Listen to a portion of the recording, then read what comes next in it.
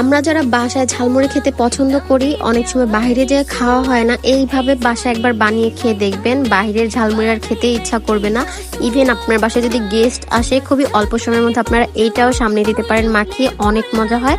আর এই ঝালমুড়িটা বানানোর জন্য আমি বেশি কিছু ব্যবহার করি না। প্রথমে আমি পেঁয়াজ আর কাঁচামরিচগুলো কুচি কুচি করে নিয়েছি। পেঁয়াজটা একদমই কুচি করবেন না, একটু মোটা রাখবেন। আর কাঁচামরিচটা যত সময় কুচি করতে পারেন। এর মধ্যে আমি দিয়ে দিয়েছি পরিমাণ মতো লবণ আর ধনিয়া গুঁড়াটা। আর এটাকে এখন আমি মাখিয়ে নিব। আর এটাকে এমন ভাবে মাখাতে হবে যেন এটা হাতের সাহায্যে পেঁয়াজটা আধা চাচা হয়ে যায়। আর আধা চাচা পেঁয়াজ না হলে কিন্তু খেতে একদমই মজা লাগবে না। আস্তে আস্তে পেঁয়াজ থাকলে এটার টেস্ট অন্যরকম হয়, ভালো লাগে না খেতে। আপনাদের কার কার ঝালমুড়ি পছন্দ অবশ্যই জানাতে ভুলবেন না। আর এখন আমি দিয়ে দেবো ম্যাগি মশলা। আর এই ম্যাগি মশলাটা আমি মনে করি সবার বাসায় থাকে। ম্যাগি মশলা দিয়ে দেবো 1 প্যাকেট। আর দিয়ে দেবো টেস্টিং সল্ট। এটাই কিন্তু মুড়ির টেস্ট অনেক বেশি বাড়ায়।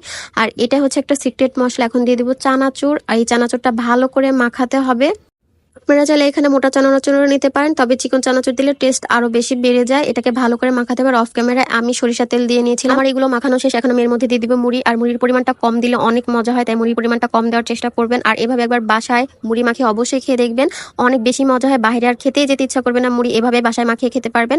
আর এটা যে কাউকে যদি আপনি একবার বানিয়ে দেন, আপনার মুড়ির তারিফ সে করবেই। ভিডিওটা কেমন হয়েছে অবশ্যই জানাবেন। ভালো লাগলে একটা লাইক আর শেয়ার করে দিবেন। আল্লাহ হাফেজ।